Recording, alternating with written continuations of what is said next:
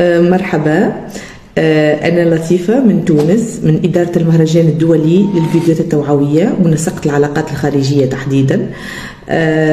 أريد في البداية أن أشكر فريق الفن الهادف من مصر على مشاركته معنا في الدورة الخامسة لمهرجاننا الذي سيقام إن شاء الله في مدينة سوسة تحديدا أيامي 30 و 31 في الشهر الثامن أوت.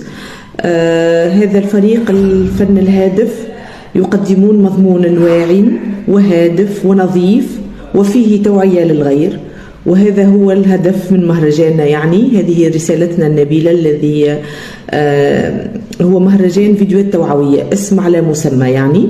وإن شاء الله نتمنى يعني التوفيق للجميع إن شاء الله. هذه السنة شاركوا معنا من 60 دولة ما شاء الله، ونأمل أن كل عام أكثر فأكثر.